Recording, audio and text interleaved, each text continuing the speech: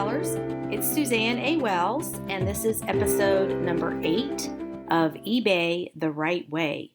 I have all the usual updates about life as a small, at-home eBay reseller. And in this episode, I'm going to delve into the topic of how 2020 affected consumer buying trends and why eBay sellers should care. Basically, I'm going to explain, based on in-depth research using reputable sources, what consumers are buying online now in 2021 as a result of so many different things that happened in 2020. So if you are interested in what is selling now, what the trends are, or opportunities you might be missing, this information will be very useful. And I hope all the moms out there listening had a nice Mother's Day. I sure did. My kids came through and were very thoughtful. My son came over on Mother's Day and brought a delicious lunch, and I had enough leftovers for dinner, so that was fabulous. And he brought me some flowers, and we just had a nice visit. I only get to see him a couple of times a month, but he's going to be 25 next month, which I can't believe. And I posted a funny little thing that he made for me on my Facebook group on Friday, just showing how far I've come in this business. It was a drawing he made when he was 8. So that was back in 2005. And the teacher gave all the kids a piece of paper, and it said, if you could give your mom anything in the world for Mother's Day, draw a picture of what that would be. And he just wrote in there, clothes to sell on eBay. So everybody got a kick out of that. I think that post got like 400 likes. And then all the other moms were posting funny things their kids had done. So it's funny to look back and see how your kid saw you back then. But what's funny is that would still be true today. So we had a good laugh about that. And then my daughter came over on Saturday and brought lunch. And she helped me set up my new Rollo thermal printer, which I am so excited about. So I'll tell you about that in just a minute. But I just hate doing those technical things with hardware. I can sit at the computer for days on end doing research and doing creative things. But when it comes to anything with hardware, I just want somebody to do that for me and for it to be over. So I had a great Mother's Day weekend, and I hope you did too. Okay, moving on to what happened in my eBay store this week. The comforter I mentioned back in a sales update video a couple of months ago, the Beatrix Potter handmade one, finally arrived in South America. It took like 2.5 months to get there, but the buyer was thrilled and she was just so happy to have it. So that story is officially over. I don't worry about international items arriving. I just like to know for my own peace of mind that they did get there and the buyer is happy. So I can close the books on that one. As far as what else happened in my eBay store, I really don't have anything earth-shattering to report as far as what sold or interactions with customers. It was pretty steady and quiet, so I am very happy with that. Okay, moving on to something new I learned this week.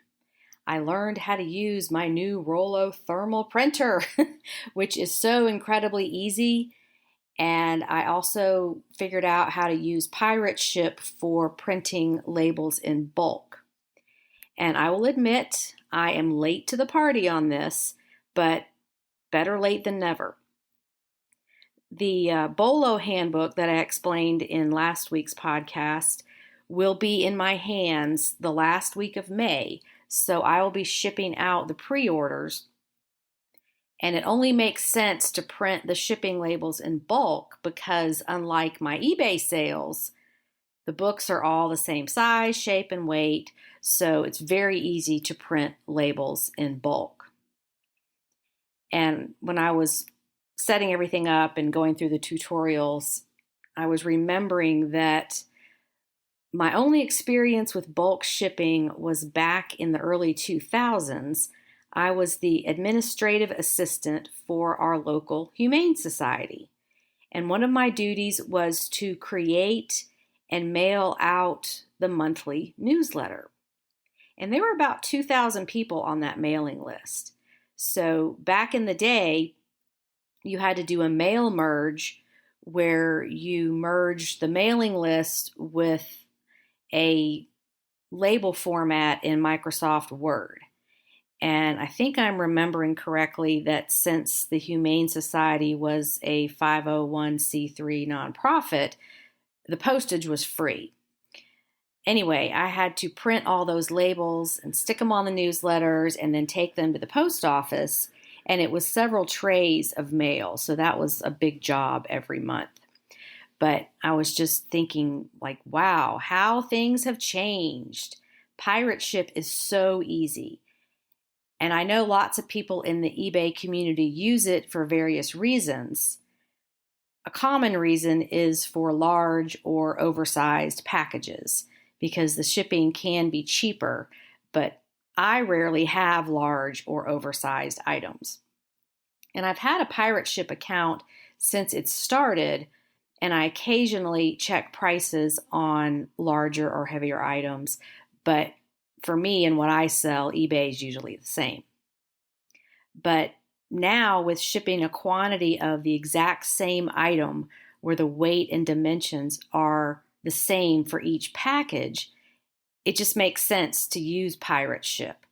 So you basically upload a spreadsheet of the shipping addresses and the weight and dimensions of the item, and pirate ship prints the labels in one continuous stream, and then you just stick the labels on the packages and you're done.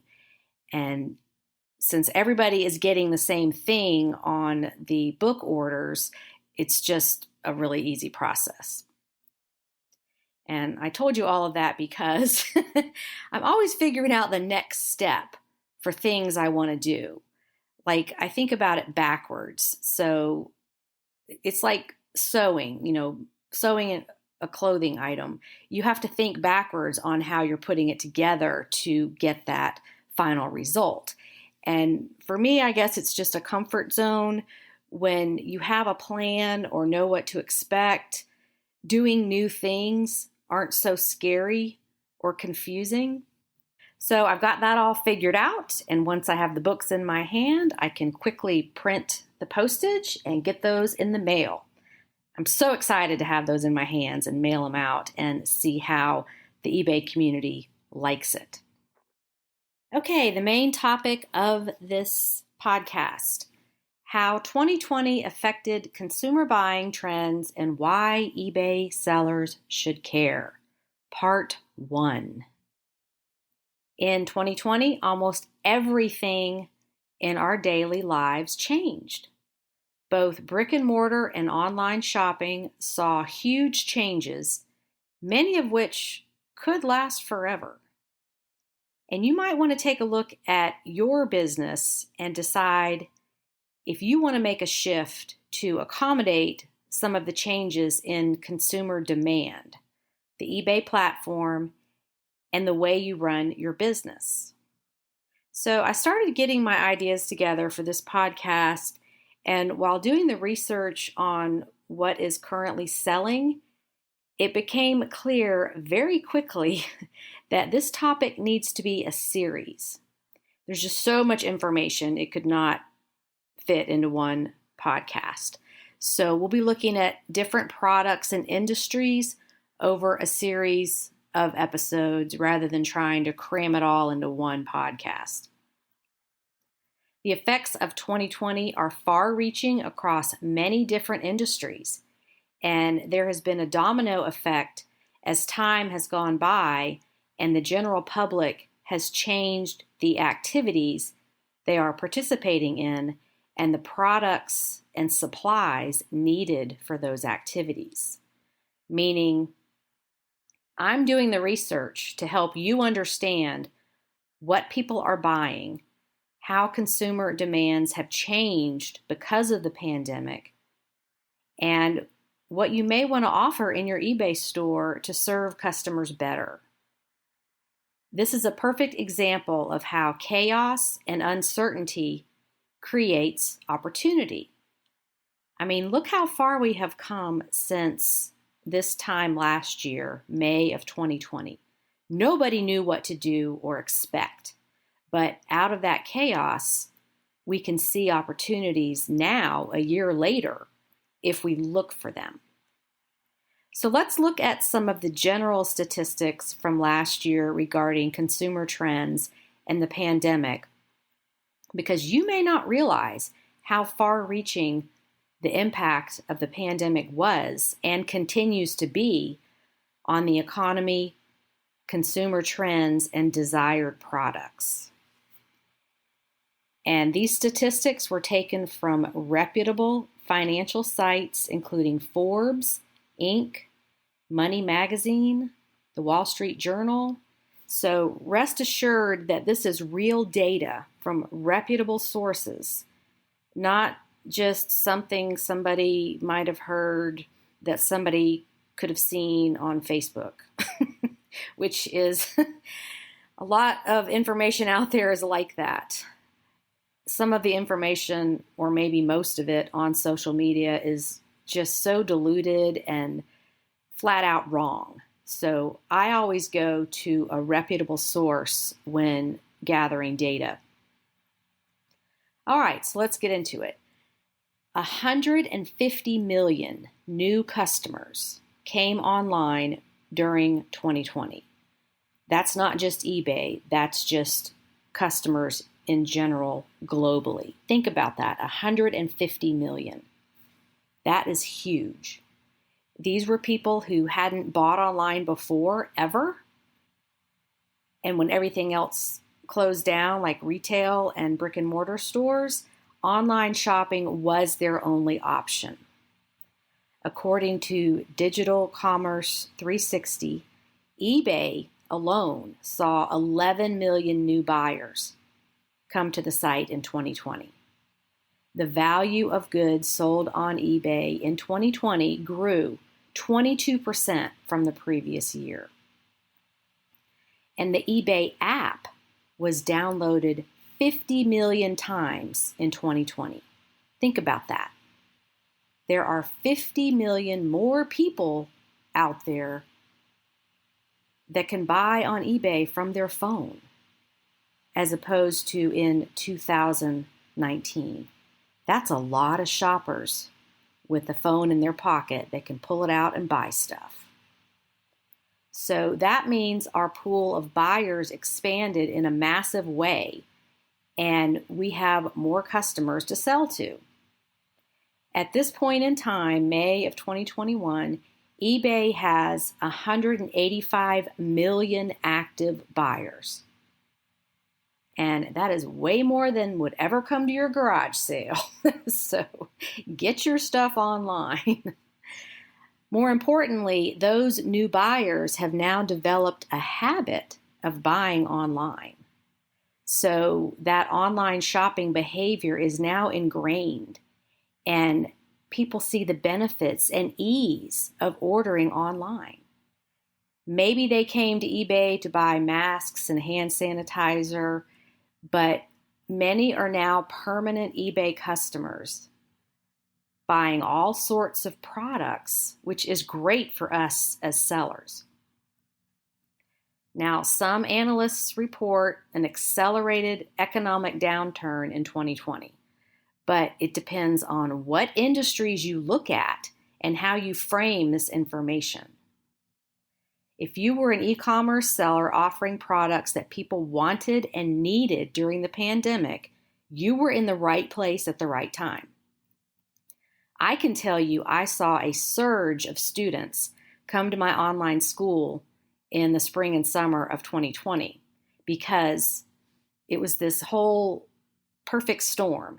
People were stuck at home, nothing to do and bored, a lot of time on their hands. They were cleaning out their homes, and they realized that was the perfect time to learn to sell on eBay. They had the time, the inventory scattered all throughout their homes. They couldn't really go anywhere anyway. And the courses in my online school are all virtual and self-paced. So while my personal eBay sales didn't surge drastically, I saw the big picture of what was happening in people's personal lives and saw sellers coming to eBay in droves. Now, I am a relentless researcher. I always want to know the why behind everything, because when you know why, you can make better decisions about whatever you are doing. So when students join my online school, the Premium Library, they receive an automated welcome email that also asks why they joined. And the overwhelming majority of students in 2020 all gave the reasons I just explained. So the effects of lockdown in 2020 pushed people to both buy and sell on eBay, which is a nice little silver lining for the year of 2020. And the vast majority of new sellers from 2020 have stuck with selling on eBay because they realized how it could work for them all the time, not just during the pandemic. And remember, new sellers are also new buyers. So the entire community grew quickly in 2020, and that growth is sustained. Now, the next thing, the pandemic caused a shift in the types of products people were and are still buying online. I found an overwhelming amount of statistics about what sold the most online in 2020, and also looked at my Facebook group of thousands of eBay sellers who shared their personal experiences about what sold the best for their unique businesses. So let me do a disclaimer here. Everybody saw surges in different products based on what they had in stock at the time. When retail shut down, there was a feeding frenzy on eBay. So a lot of sales were a result of buyers not being able to get a product locally because retail was shut down, or online anywhere else, and maybe it was a replenishable product because their regular source was not available anymore. And remember that production of everything shut down due to factories closing or running on a skeleton crew, decreased production, producing only a fraction of their normal output. So a perfect example is printer ink. If you went online to buy printer ink because you couldn't go to the store and buy it, stores were closed, Amazon was out of stock, people went and looked on eBay. And it was a great benefit for eBay sellers because we were smaller. We had all these things in stock. And, we could charge higher prices because these items were more scarce and became more valuable. But, that's what happened, and what people were explaining in the Facebook group was that it's out of stock everywhere else, and I've got it here, and I can ship it today, and they might get it in 2 or 3 days, where if you went on Amazon, it might have been out of stock, and you had to wait 3 weeks for it. So eBay kind of rose above the other options at that point. And I personally remember I had Amazon Prime, and they increased delivery time based on product availability. So they couldn't get the products, which meant they couldn't deliver them. And there was this whole trickle-down effect of low product production. And some items I personally bought on Amazon Prime every month that were normally delivered in 2 days showed 3 weeks as delivery time. So everything came to a screeching halt. Okay, now historical data is the best predictor of future behavior. So let's look at some of those products, why they were hot sellers, and if they are still hot sellers now, and some conclusions we can draw about future trends in online shopping. And don't forget that now, a year later, people are still a little concerned about running out of things and not being able to find them again. So they may buy more than one at a time. I know I'm doing that. Some consumable grocery and health and beauty products, I have noticed run out of stock in the grocery store. So once they're in stock, I buy more than one so that I'll have a backup in case it's out of stock again. And I'm sure that's happening with online ordering as well. And I've talked to some of my friends and they're doing the same thing. They're like, yeah, I'm keeping a back stock because this is so inconsistent. Sometimes it's in stock, sometimes it's not. Now, of course, we have the obvious things directly related to the pandemic that were for protecting ourselves and others, like masks, hand sanitizer, cleaning products, and air purifiers. Those were huge sellers last year. But what I'm interested in are the secondary products that were purchased as a result of brick and mortar stores being closed, people having to stay home, work from home, have their kids home, exercise at home, not go on vacations, all those kinds of things that changed. So we're going to start with the fitness and sporting goods industry. Exercise apparel and gear. Gyms were closed, so people found alternatives. And many people stuck with that. You know, the light bulb came on. Hey, I don't need a gym membership. I can do all this stuff at home. And Bloomberg has a great article on this, so let me read some of that to you.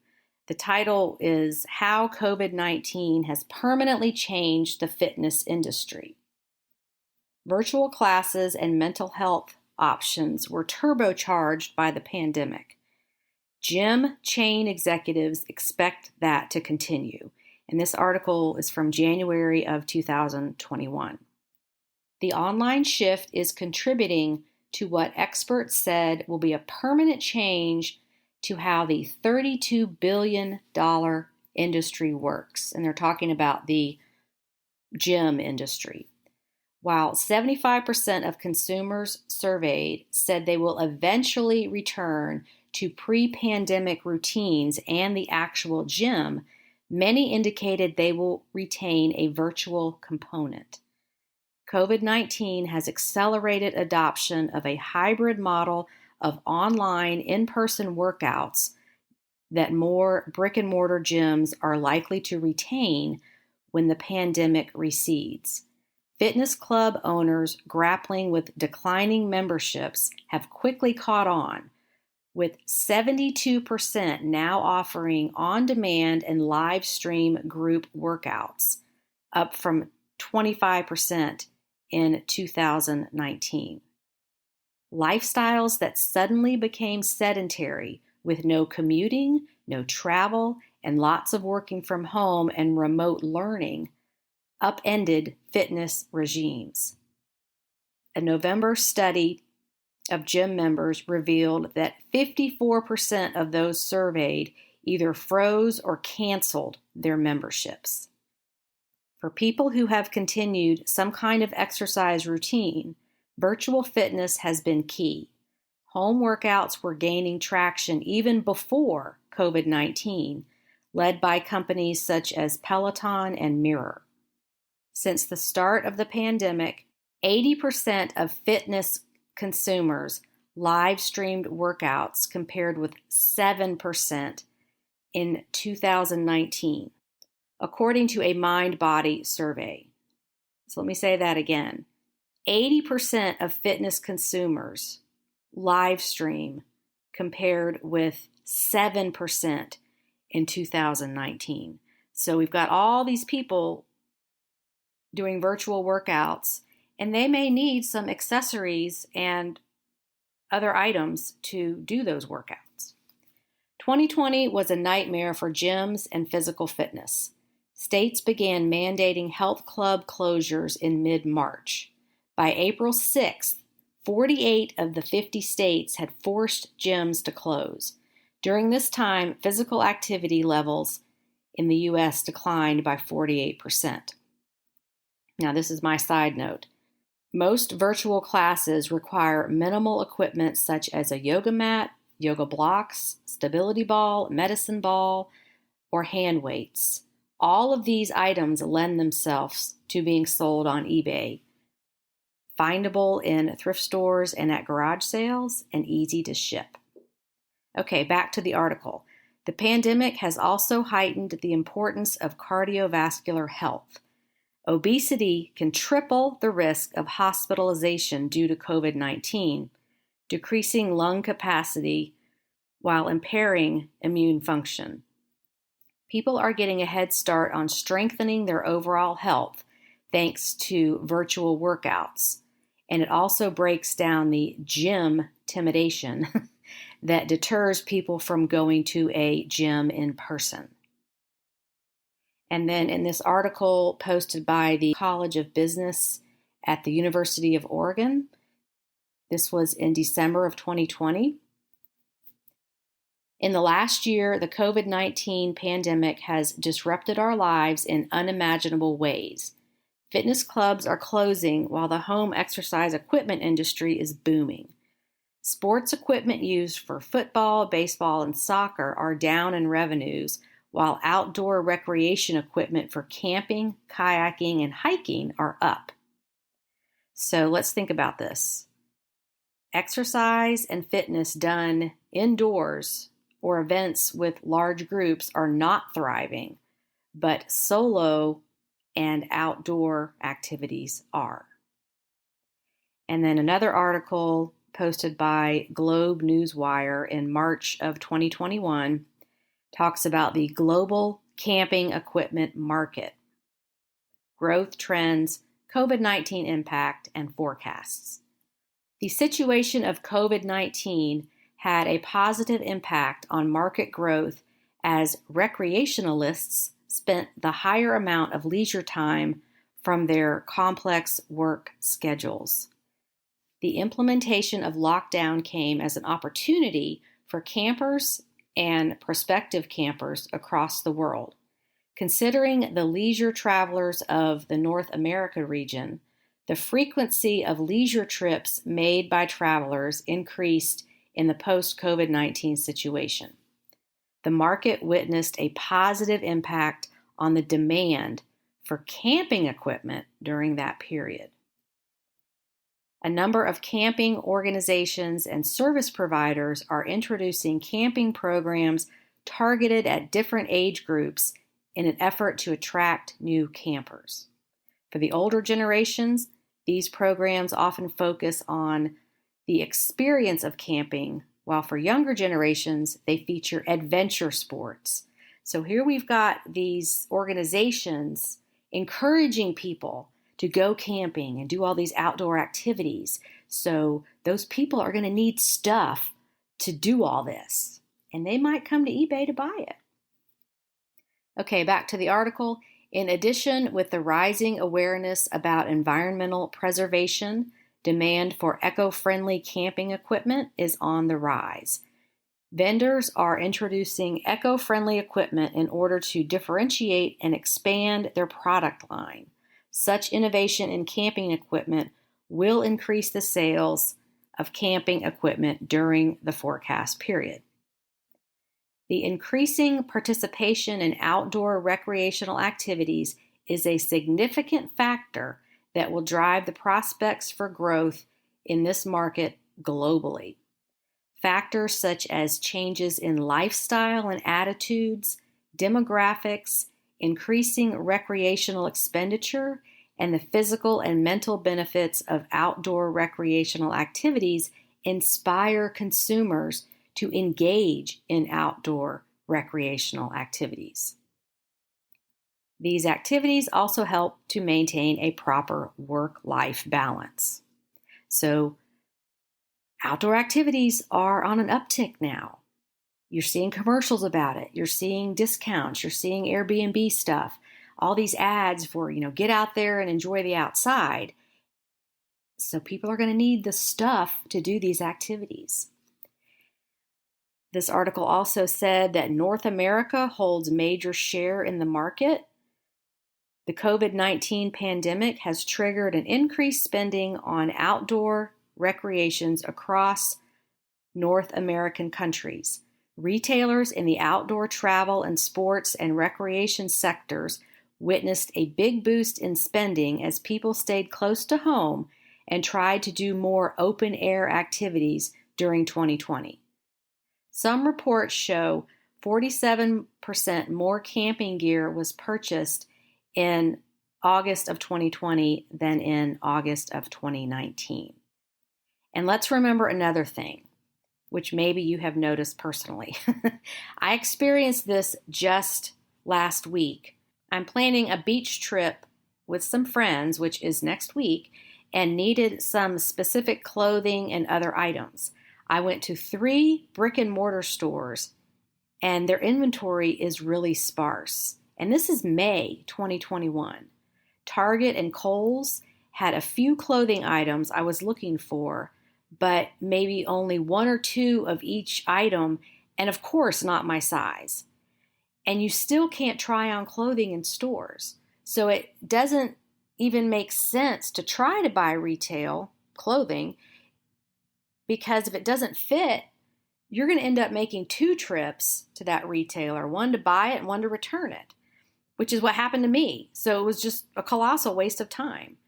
So people who want to avoid the hassle factor of the retail store not having what they need anyway are just going to skip the trip to the store and order it online.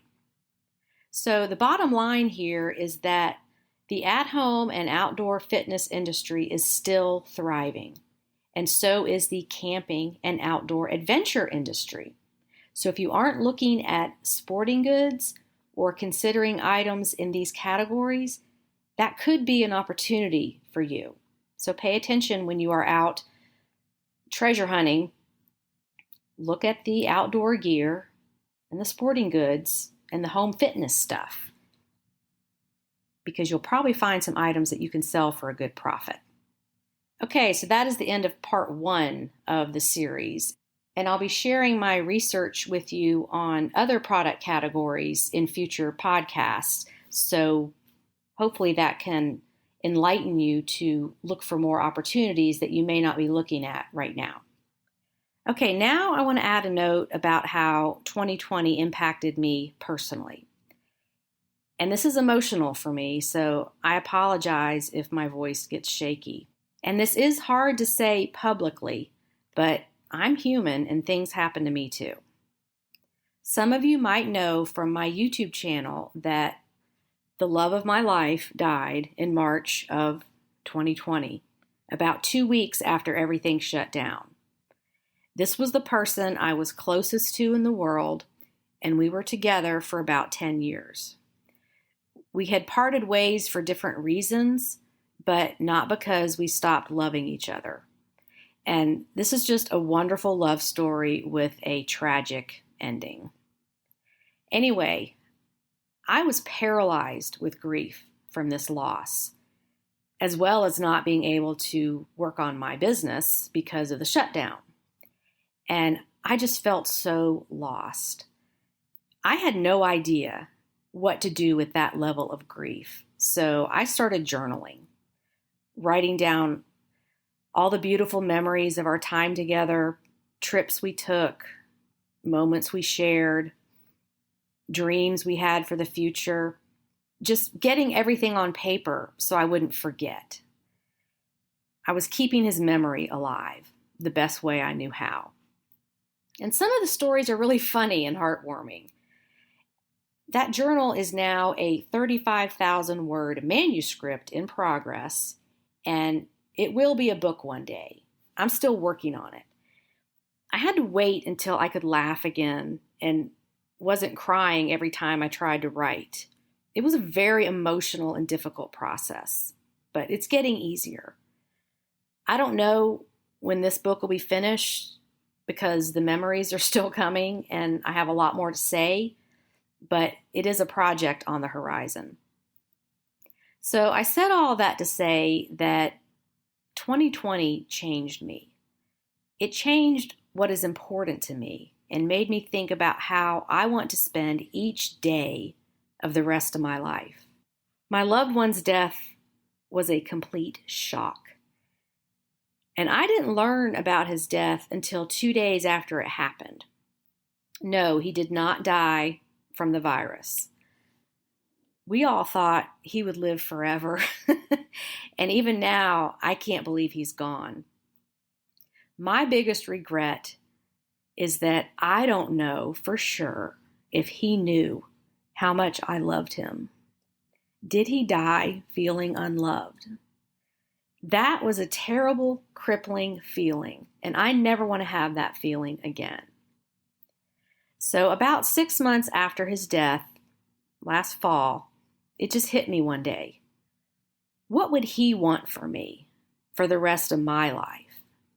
He would not want me sitting around at home being sad and crying every day. No.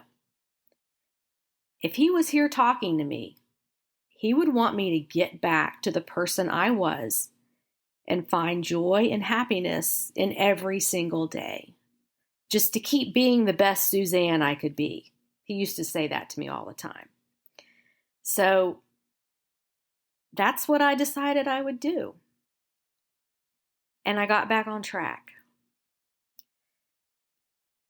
But one thing I want to share is how important it is to reach out to the people you love now. Tomorrow is not guaranteed for anyone. Tell people how you feel today.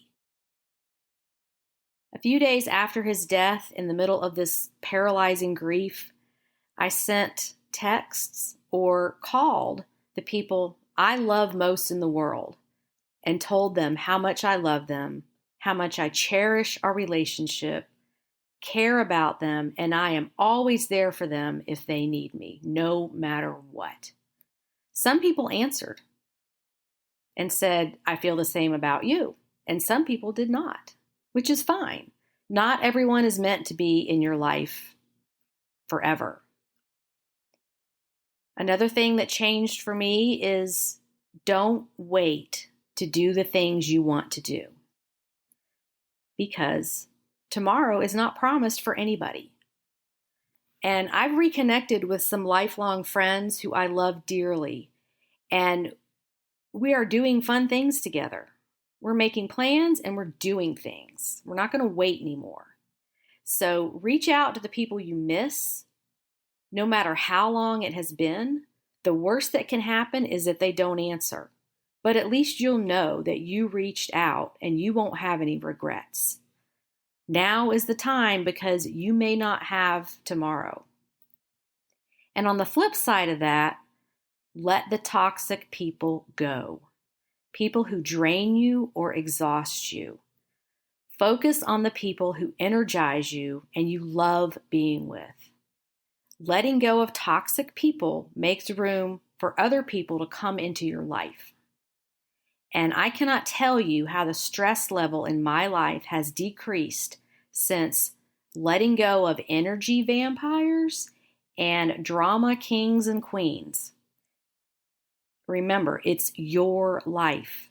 You get to pick who's in it. And people need to earn a place in your life. You are a gift that you give to other people. And if they don't reciprocate what you're giving them, if they don't give back, then maybe they don't need to be in your life. So yeah, that was a lot of heavy stuff. And I think 2020 changed everyone on different levels. But I just wanted to share that personal side of it because I look at everything differently now. And I don't take things as seriously, but I do want to live every day to its fullest. And I just decided that's what I'm going to do. Okay, we have made it to the end. I hope all that research and emotional stuff wasn't too overwhelming. But as a business person, it's always beneficial to look at the big picture and look for opportunities, even in the middle of chaos. And just a reminder, don't forget to check out my eBay BOLO handbook. The link is below. There is only a limited quantity being printed, so you want to make sure you get one. This is Suzanne A. Wells teaching you how to do eBay the right way. You can find me on YouTube and Facebook under the same name, and be sure to follow me as I post new episodes on Tuesdays. Remember, be nice to each other, make sure you are living the life you want, and of course, have a profitable and productive and fun day on eBay. Bye.